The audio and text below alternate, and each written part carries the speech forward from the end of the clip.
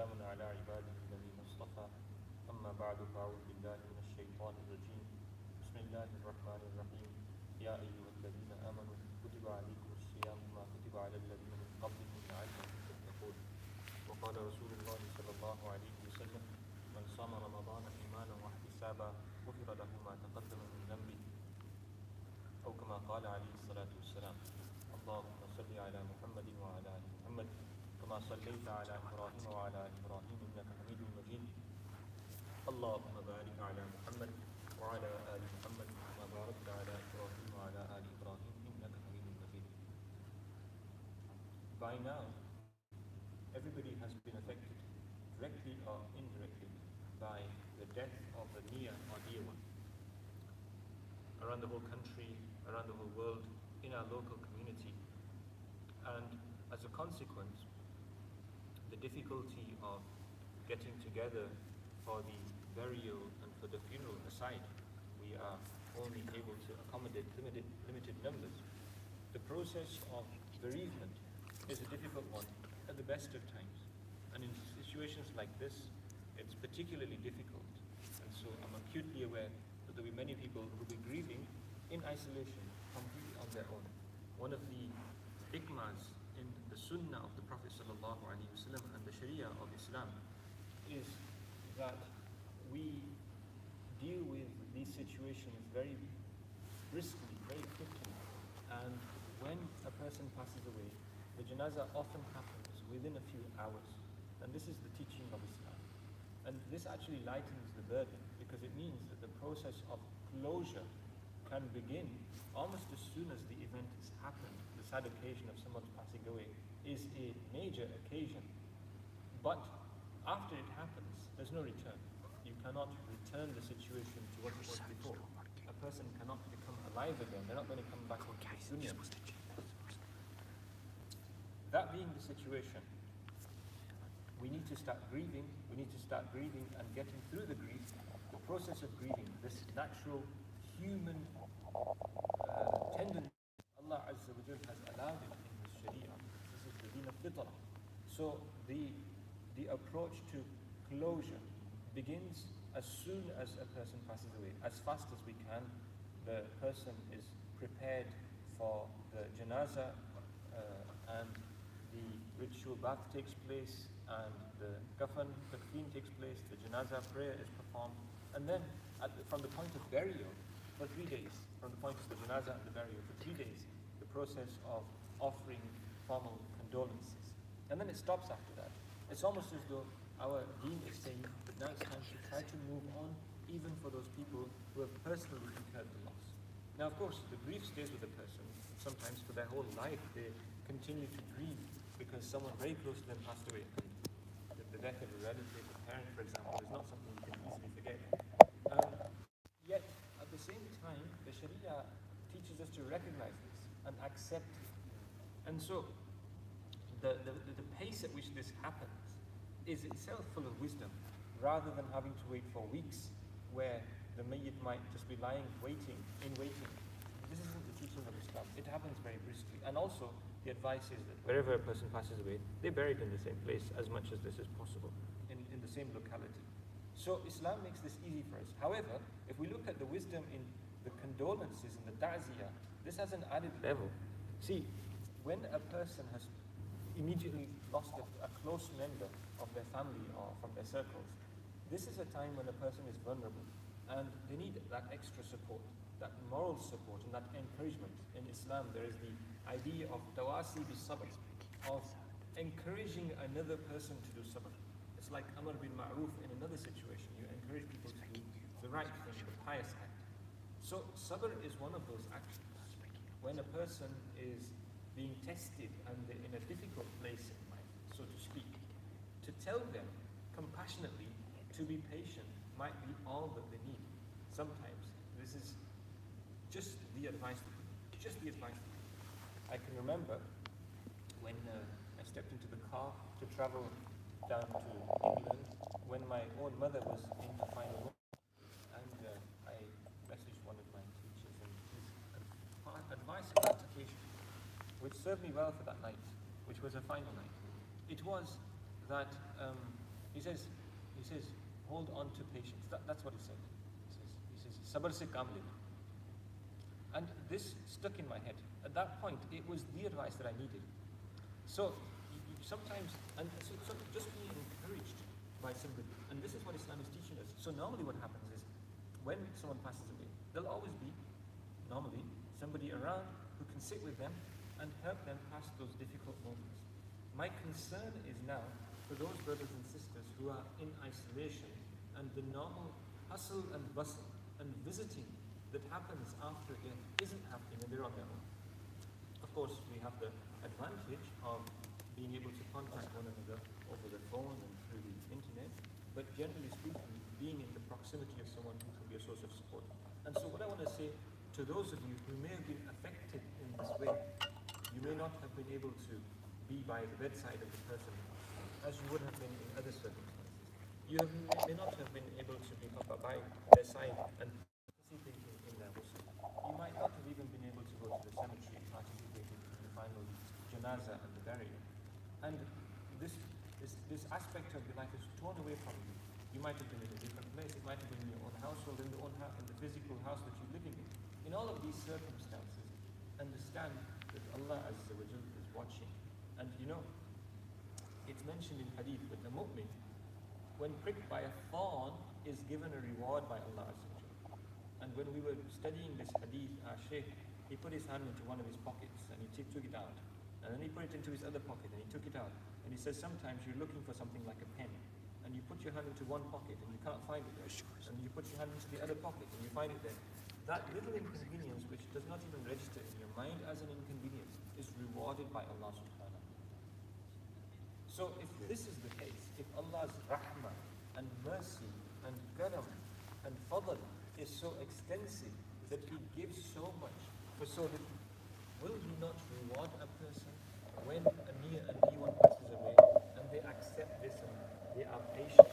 مَن يَتَصَبَّرْ يُصَبِّرْهُ اللَّهُ. Whoever tries to be patient is granted patience by Allah subhanahu wa ta'ala. A person who tries to remain chaste is granted chastity from Allah if they make an effort. And a person who tries to pay off their debts, Allah helps them pay off their debts. And a person who tries to be patient is granted patience by Allah subhanahu wa ta'ala. There are many promises from Allah Azza wa Jalla. And so, let us understand that Allah Ta'ala is absolutely aware of what's going on in our hearts and minds. So this is one category of people that I want to sort of give this word to, pass these words of reassurance onto, to address you, to say to you, hold on, and Allah is watching you, and He's with you. And when you hold on to the rope of Allah, and you hold on fast to the deen of Allah Azza wa Jal, then Allah is on your side. So accept what's happened. Don't challenge a person's death. I've said this often and I say it again. A person's death is recorded before they are born into the dunya by the angels. How much risk and how long they'll live, everything is recorded even before the child enters into the dunya. So although we are taken by surprise when someone passes away very often, because we didn't anticipate the death, we thought they might stay for longer. Yet in the reality, in the great scheme of things, nothing happens by coincidence in Allah's alam, in Allah's creation. وَمَا تَسْقُطُ مِنْ وَرَقَةٍ إِلَّا يَعْلَمُهَا. No leaf falls down from a tree in the darknesses of the jungle, in the midst of the jungles, in the darknesses of the night, except that it is in the knowledge of Allah and it happens with Allah's permission. So it's not a coincidence. So the first step in moving forward and in coping with a situation of bereavement, loss of a loved one, is to accept that it's happened and it was going to happen. We couldn't have stopped it. And of course we have the added expanse of being able to look forward into the hereafter. And to know that this dunya is a temporary waiting room. They've caught this train, we're going to catch the next one. That's the reality of the situation. Sooner or later, our time is going to come. It's going to be the next one. It's going to be the next one after that. We're in a queue. That's the nature of these things. So accepting that and understanding that our separation in the dunya is a temporary one. And as long as there's a happy reunion in the akhirah, nothing's lost. Because then there'll be no separation after that.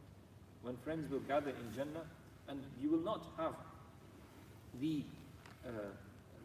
differences that people have in the dunya, Allah Ta'ala will purify our hearts. وَنَزَعْنَا مَا فِي صُدُورِهِمْ مِنْ غِلٍّ عَلَى سُرُرٍ مُتَقَابِلِينَ. Allah Ta'ala says, we will remove the impurity from their hearts. So, though a person may do their best in the dunya to keep their heart pure, if there are any misgivings with anybody in the dunya, but both are destined to go into Jannah, they will go in as brothers, they will go in as friends. So what will happen is on the day of Qiyamah, Allah Ta'ala will purify the hearts. And the proof of this, what happens in the dunya? When you don't get on with someone, you give them the cold shoulder. You don't make eye contact with them. You look away. You shouldn't be doing this. That's what happens in the dunya. That's what you do when you're not getting on with someone. Well, that won't happen in Jannah. And the proof of it, in many places in the Quran, when Allah describes the gatherings of Jannah, what does Allah say? The surur, the gatherings, the couches upon which people will be reclining in Jannah will be aligned ala sururin masfufa, aligned couches and cushions and spreads on the ground, and being served with the wine of Jannah by attendants. And the detail of this, mutaqabilin, facing one another. And the Mufassirin pick up on this point, because no word is extra in the Quran. Everything is meaningful and significant. You face one another when you get on. And how close will the friendship be? يَتَنَازَعُونَ فِيهَا كَأْسًا لَا لَغْوٌ فِيهَا وَلَا تَأْسِيمٌ. For fun. This will be for fun. They'll be snatching cups of wine from one another. No social distancing there. Snatching cups of wine from one another. Wine in which there is no sin, la ta'thim. La laghun fiha, there's no laghwa. What happens is when a person is drunk in the dunya, then they begin to utter things that they might not otherwise say.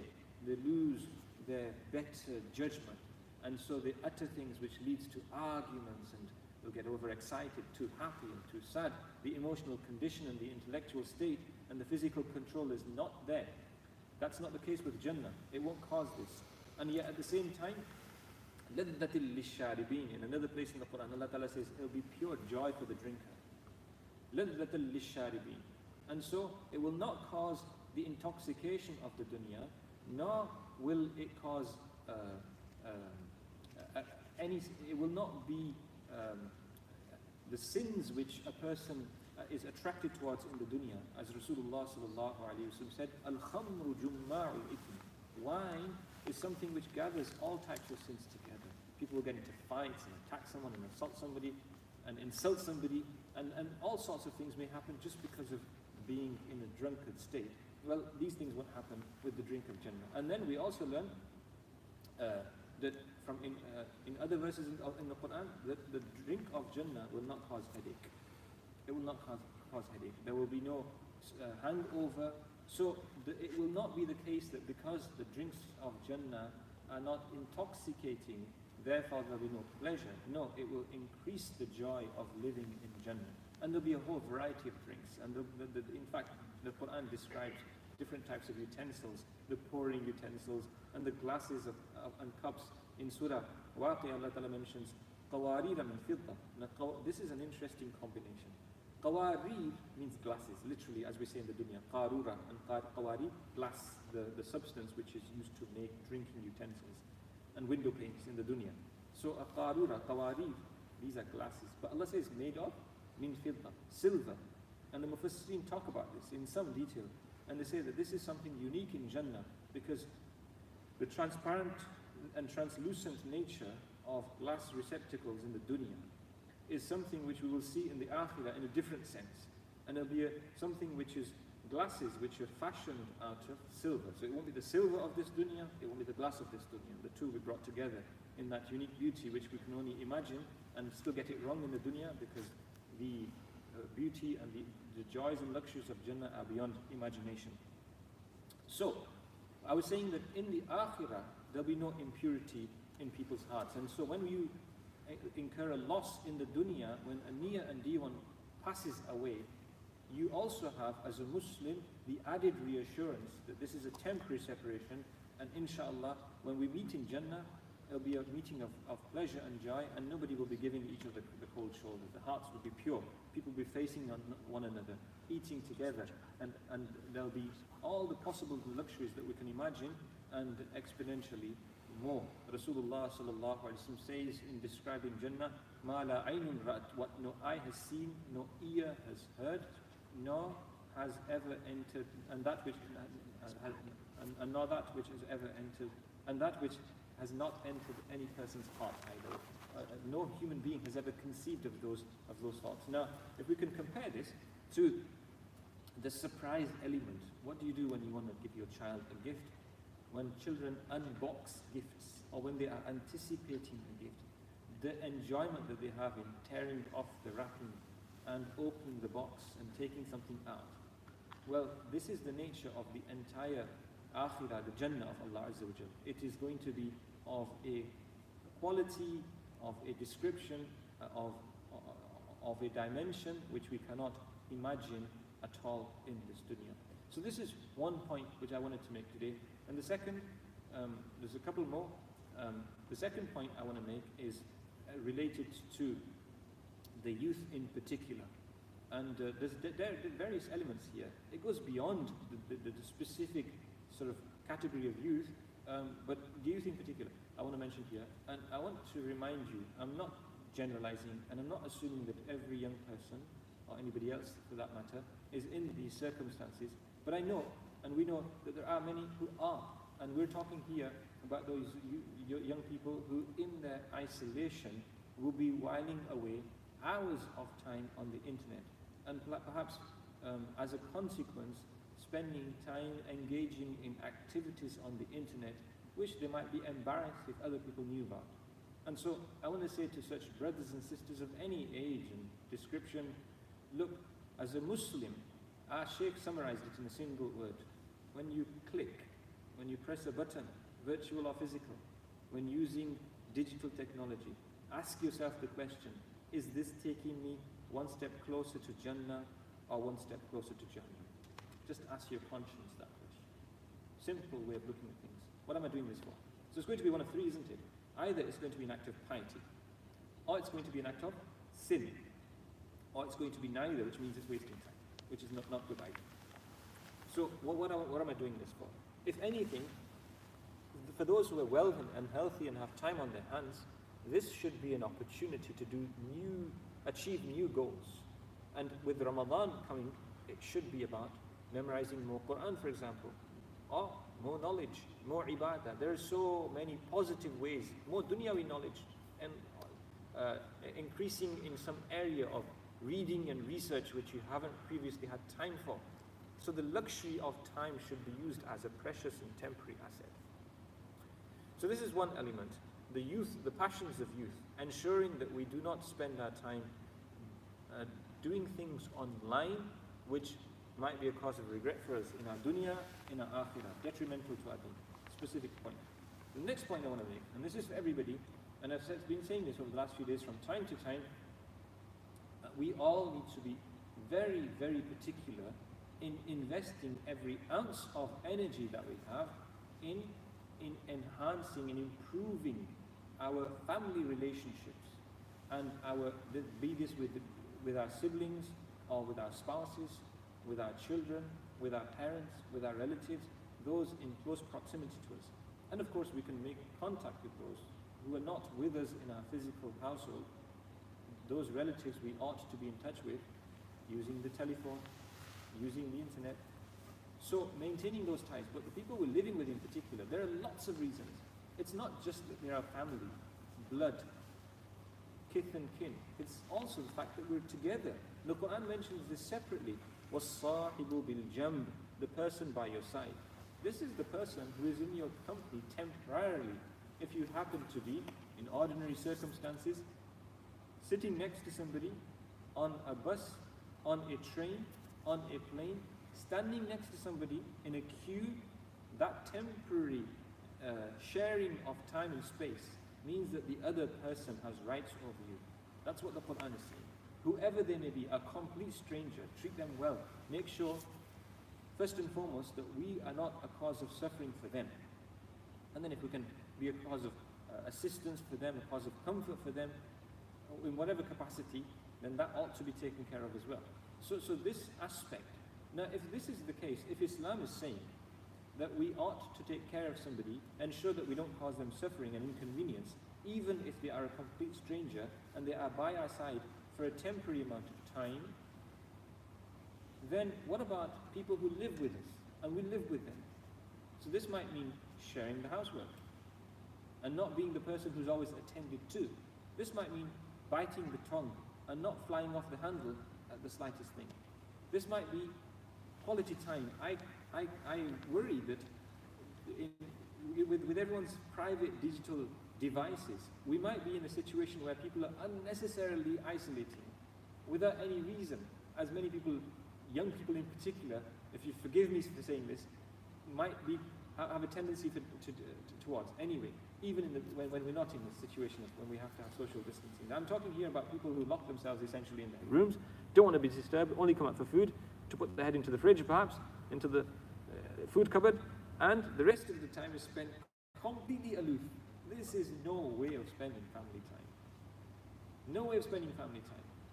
Or being distracted at meal times, not having a word to exchange, not asking each other how they are, not asking our parents, not saying salam to our parents, not asking how they're doing, having no time to do anything together.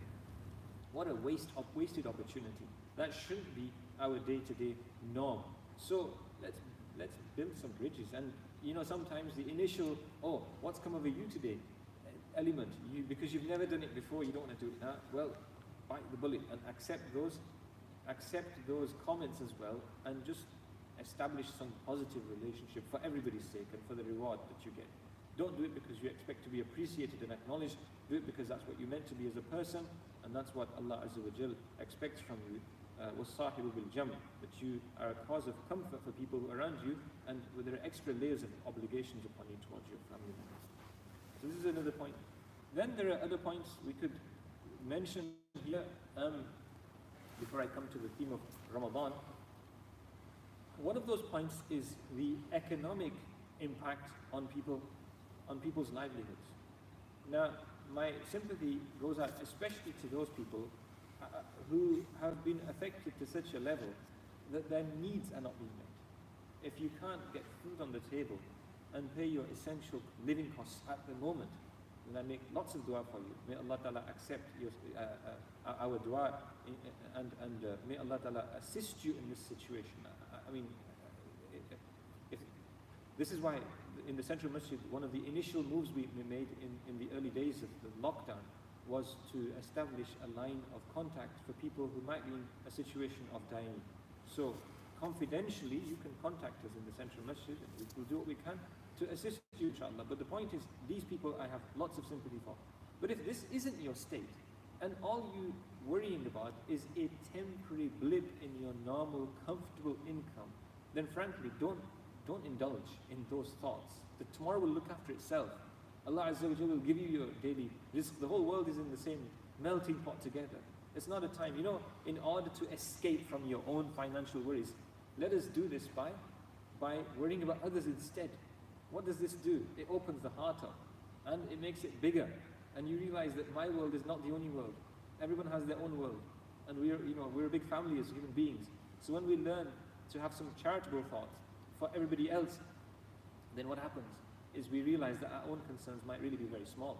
When we look at people who are in a worse situation than ourselves, it becomes easy to appreciate what Allah Azza wa Jal has given us. Then there's the element of psychological health, and much could be said about this. But right now, I'll just say a couple of points. One is that shukr is one of the key elements to appreciate the positives. Because what happens, I'm not generalizing, and everyone has unique situations and everyone has unique challenges in terms of mental health and emotional health as well. But sometimes we can develop a train of thought, repetitive train of thought of negativity. So that this loop, the circle, always dwelling on the negative, problem. So we exacerbate a situation in our own little world, which might not be as severe as we make it out to be. Now, I'm not belittling I'm suggesting that people's mental challenges are insignificant or so easy, but I'm saying this might be part of the cure, to realize and appreciate that there's so much to acknowledge, to be happy about. And in addition to this, to those people who are becoming depressed, specifically because of the lockdown. I say to those brothers and sisters that sometimes, our fears are, see, there's a difference between being rationally concerned and worried and paranoid at an irrational, a level which isn't rational. So everyone, the whole society is concerned at a rational level. Everybody is concerned, everybody is worried. But then to become frantic and start panicking is not going to help anybody. In a situation like this, we need to look after ourselves. And we need to look after anybody else in our vicinity that we can look after. And it's not a practical solution just to sit and hold our heads. If anything, it's better to be distracted by doing some practical activity, be it housework or a bit of reading, whatever, rather than just sitting and wondering. And if our concern is such that it's making us preoccupying our thoughts, then onto the musalla. Before Allah, Allahu Akbar. Some time in dua is better spent than just worrying, because dua, inshallah, will make a benefit. Dua benefits from things which have already happened. It helps us to recover from those situations, and it benefits from things which haven't yet happened. So there's both elements. Now, coming now towards Ramadan, and the month of Ramadan. The month of Ramadan, what I want to say today, and I mentioned this earlier on the weekend, in our Q&A session. We have another one coming up, inshallah, so you can perhaps send in any questions that you have and you want to be discussed. I want us to appreciate that while there's a great congregational element of Ramadan where we do things together, there's much that we do separately. And most of what we do together can be done separately as well. Something I've already covered in some capacity. So what I'm referring to here is that the fasting itself is an individual act. It may be the case that we do our suhoor together, our iftar together, but the actual act of fasting is an individual devotional act. I keep my fast, you keep yours. That will continue in Ramadan, so that shouldn't be affected. We need to be steadfast with the fasting. Number one. Number two, a second element is our nafil devotional activities, such as nafil prayer and reciting Quran. That can be done on an individual basis. What about the sunnah and the fard? We can do jama'ah of our fard prayers in our house, and we ought to with our household where this is possible. So many of us will be able to cover that element. And those who can't, well, jama'ah is absolved anyway in many scenarios when you can't make it to the local masjid because of illness, or you're going on foot and there's heavy rain, the weather, there are sub-zero temperatures, there are all sorts of reasons, very strong winds. When you are absolved of coming to the masjid for jama'ah, there's lots of reasons. So this is another one. We can't come to the masajid as we normally do. So we are absolved of the obligation. So if you are alone in the house, just perform your salah on your own. And by all means, for the extra barakah, say the iqamah. You can say this in individual prayer too, for the fard prayer. And then we come to the tarawih prayer. With the tarawih prayer, we can do jama'ah in the house when there are other people who can join in with us. And just recite as much as we know.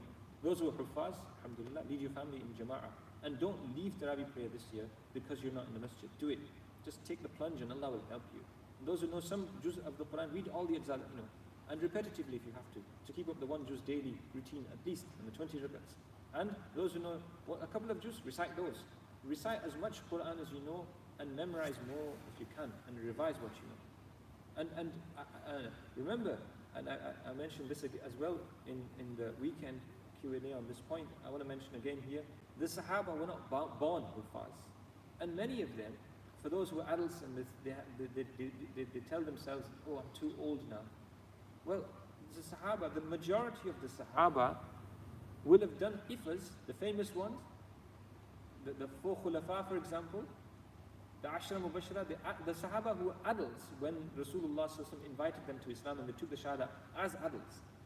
They all learned the Quran as adults, every single one of them. Think about this. Sayyidina Abu Bakr Siddiq radiallahu anhu was just a couple of years behind in age to Rasulullah. So he learnt it over those 23 years. And that's the point. All of the Sahaba, Ibn Mas'ud radiallahu anhu, the children of the Sahaba who were born into Islam or were very young when their families became Muslim, and they had the opportunity of being educated as children. That was the next generation. But all the famous Sahaba that you know, large numbers of them will have memorized the Quran as adults. So what does that tell us? It tells us that every single person listening can memorize the Quran, and we can prove this in 60 seconds. I mean, if I was to recite to you a verse of the Quran which you'd never memorized before, and I was to do it 3 times now. I was to recite, for example, the first verse of Surah Yasin, Most people know, alhamdulillah, وَالْقُرْآنِ الْحَكِيمِ وَالْقُرْآنِ الْحَكِيمِ وَالْقُرْآنِ الْحَكِيمِ إِنَّكَ لَمِنَ الْمُرْسَلِينَ إِنَّكَ لَمِنَ الْمُرْسَلِينَ إِنَّكَ لَمِنَ الْمُرْسَلِينَ عَلَى صِرَاطٍ مُسْتَقِيمٍ عَلَى صِرَاطٍ مُسْتَقِيمٍ. Anybody saying these verses 10 times over will be able to memorize them. They're short verses. So who can't memorize 3 verses in a day? Who can't make a goal of memorizing 1 juz in Ramadan, 1 page a day with the extra time? Everybody can. Most people can, given health and time. Most people can do this. And who can't memorize half a juz? If you don't know Surah Yasin, memorize it this Ramadan. The desire of Rasulullah for the Ummah to know this surah. If you don't know Surah Al-Kahf, memorize it. If you don't know the whole of the juz of Juz the 30th juz, memorize it. Choose something in the Quran which you want to memorize. Surah Mulk, memorize it. And for those who can, raise the bar and you become a total student of the Quran. Ramadan and Quran are intertwined. Shahru Ramadan alladhi unzila fihi al-Quran. Allah tells us about the virtue of Ramadan by telling us that it's the month in which the Quran was revealed. Shahru Ramadan, the month of Ramadan, alladhi unzila fihi al-Quran, is the one in which the Quran was revealed. So although the Quran came down in Laylatul Qadr, yet the whole month becomes blessed because of the Quran. And what does the Quran do to us? You want to be happy? We're talking about emotional and spiritual challenges. The recitation of the Quran and salat and salam upon Rasulullah will keep you smiling. Try it if you don't believe me. Look, in the hadith, Rasulullah what do we learn? The Prophet ﷺ, the hadith mentions, and if I remember correctly, this is from Ibn Abbas radiallahu anhu. The Prophet ﷺ was the most generous of people at all times. But his generosity would know no bounds in the month of Ramadan, when Jibreel alayhi salatu wasalam would visit the Prophet ﷺ and they would recite Quran to one another. Now Jibreel would visit Rasulullah frequently anyway. But in Ramadan, and this is, the ulama say this is an example of the sunnah, because the Prophet ﷺ is reciting to Jibreel and revising. Rasulullah is revising the Quran, in revising what he's received as revelation. Meaning reciting it again and again, going over it. And Jibreel is reciting it back to him. Various narrations put together give us the idea that it happened both ways. The recitation is being listened to and recited. So this sunnah of the Hufaz in Ramadan is something we all ought to do. We all ought to do it, recite what we've memorized. And what would this do to Rasulullah? His generosity would increase in Ramadan until it's described as a flowing breeze. You know when the air flows, what happens? It touches everybody. Like in Jannah, what will happen? There'll be a fragrant breeze which will flow and anoint the people of Jannah with perfume. So Rasulullah's perfume, the perfume of his generosity, I'm using a metaphor here, is touching every Sahabi. So all the Sahaba feel this beaming light of sun, this nur from Rasulullah this affection and attention. See, generosity is not confined to physical things. In fact, sometimes the spiritual things far exceed any physical dimension. And what we're talking about here is when someone shows you love and affection and gives you time, that's worth more than anything money can buy. Worth more than anything money can buy.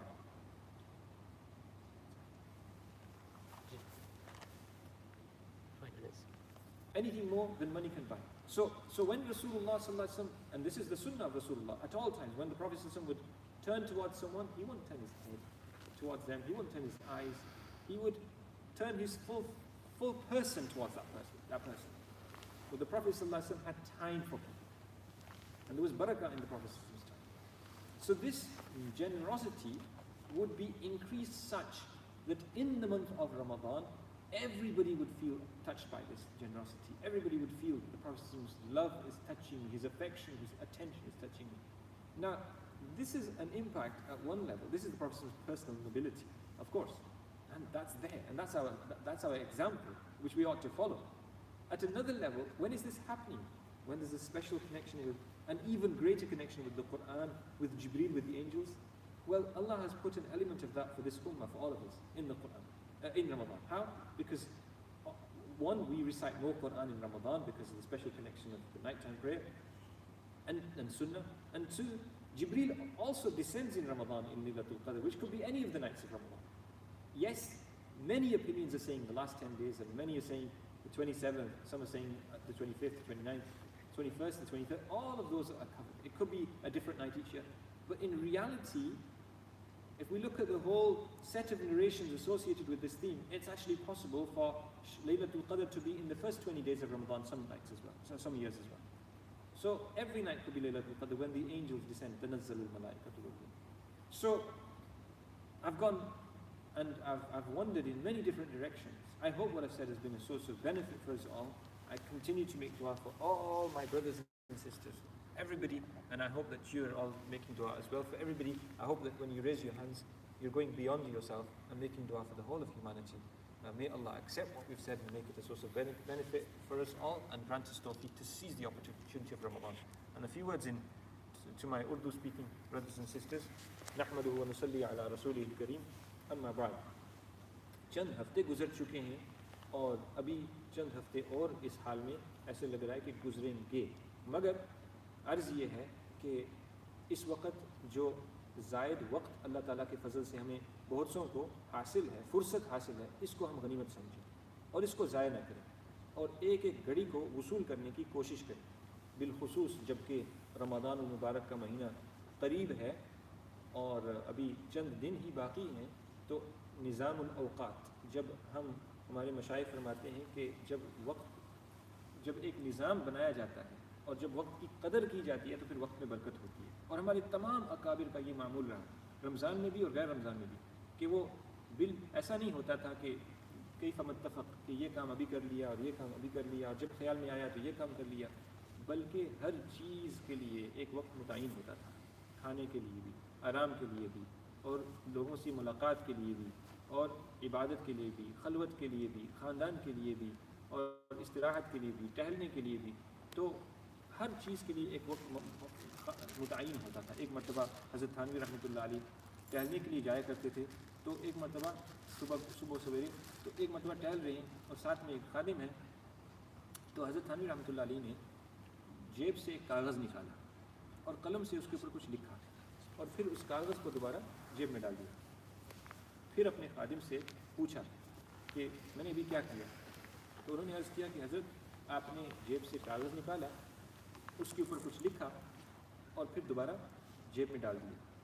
تو فرمایا کہ ایک خیال ذہن میں آ رہا تھا کسی چیز کا، تو میں نے ایک فکر جو مجھے پریشان کر رہی تھی، میں نے اس کو لکھ لیا اور اس کو کاغذ پر لکھ کر جیب میں ڈال دیا تاکہ میرا ذہن اللہ کی یاد کے لیے خالی ہو جائے. تو چونکہ حضرت تھانوی رحمۃ اللہ علیہ کا معمول تھا کہ ٹہلنے کے وقت اپنی تسبیحات پورا کرتے تھے، اپنے اذکار کا اہتمام کرتے تھے، اس لیے کسی اور خیال کو بھی مخل نہیں ہونے دیا، بلکہ اس کو گویا دماغ سے نکال کر محفوظ کر لیا تاکہ جو اس کا وقت ہوگا. تو اتنا اہتمام ہوتا تھا اوقات کا ہمارے مشائخ کے. تو ہمیں بھی چاہیے کہ اس کی نقل اتارنے کی کوشش کریں اور ہمارے جو 24 گھنٹے کا نظام ہے اس کو متعین کریں. اور میں عرض کرتا ہوں کہ جب نمازوں کے ساتھ کسی عمل کو متعین کیا جاتا ہے، عبادات میں بالخصوص، تو عام طور پر بھی اس میں ناغہ نہیں ہوتی. اگر ہم معمول بنا لیں کہ فلاں نماز کے بعد یہ کام کرنا ہی ہے، تو پھر اللہ کے فضل سے انشاءاللہ اس کا اہتمام ہوگا. اور جیسے کہ بار بار کہا جا رہا ہے، جہاں یہ ہو سکے اور کوئی رکاوٹ نہ ہو، احتیاط وغیرہ کی وجہ سے، بیماری کی وجہ سے یا اکیلے ہونے کی وجہ سے ایسی کوئی رکاوٹ نہ ہو، گھر کے متعدد افراد ہوں، تو ایک گھر کے فرد جماعت سے نماز پڑھنے کا اہتمام کریں. اس میں گھر میں بہت برکت آئے گی اور جماعت کی فضیلت حاصل ہوگی، جو کہ ایک بہت اہم ہمارے دین میں سنت ہے، اور بلکہ اس کا درجہ اتنا اونچا ہے کہ وجوب کے قریب بعضوں نے اس کو بتایا.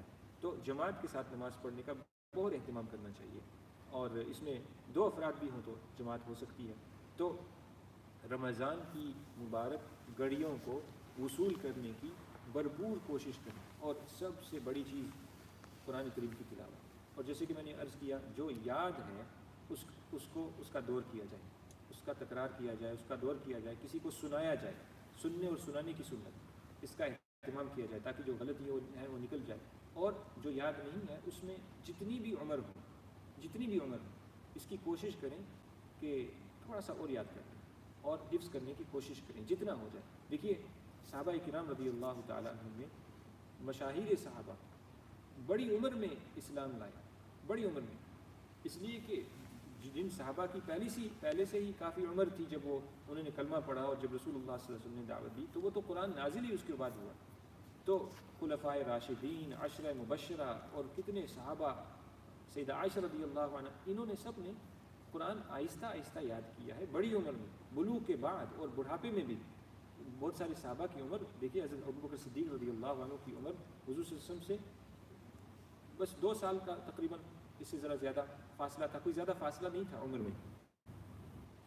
تو جب حضور صلی اللہ علیہ وسلم پر قرآن اور وحی نازل ہونی شروع ہوئی تو اس کے بعد ہی حضرت ابوبکر نے یاد کیا ہے. حضرت عثمان کو دیکھ لیجئے، تو تمام صحابہ، حضرت عمر تو بڑی عمر میں یاد کیا ہے قرآن. تو یہ کوئی عذر نہیں ہے کہ اب عمر اتنی ہو گئی تو کچھ وقت متعین کر لیا جائے تلاوت کے لیے. میں یہ نہیں کہتا کہ ہر کوئی پورا حفظ کر سکے گا، لیکن اس کی کوشش تو کر سکتے ہیں، اور انشاءاللہ اس کوشش میں جب جان نکلے گی، چاہے کئی سال لگ جائے، تو امید ہے کہ آخرت میں اس کی پوری فضیلت بھی حاصل ہو جائے گی.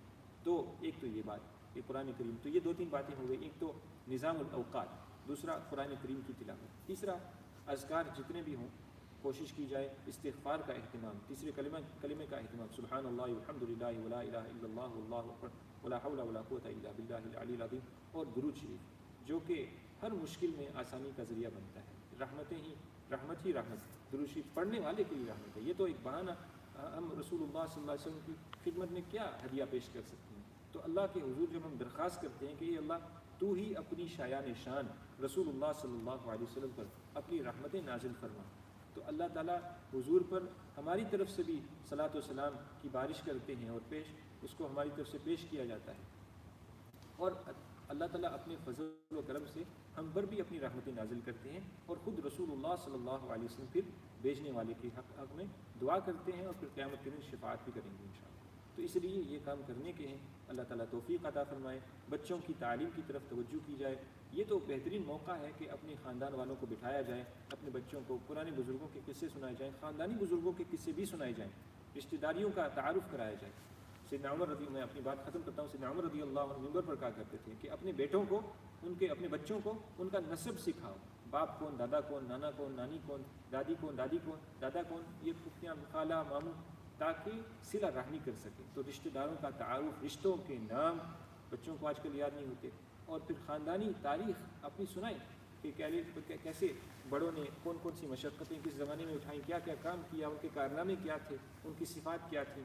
اور پھر دینی بزرگوں کی تو سنانی ہی ہے، سیرت کی کتاب پڑھی جائے، فضائل کی کتاب پڑھی جائے، تاکہ گھر میں دینی ماحول پیدا ہو، ذکر کا حلقہ قائم کیا جائے. اللہ تعالیٰ ہم سب کو توفیق عطا فرمائے. اللہ تعالیٰ سب کو خیر عافیت سے رکھے. جو بیمار ہیں اللہ تعالیٰ انہیں شفا عطا فرمائے، جو مرحومین ہیں اللہ ان کی مغفرت فرمائے، اور پسماندگان کو اللہ تعالیٰ صبر جمیل کی توفیق عطا فرمائے. وآخر دعوانا الحمدللہ.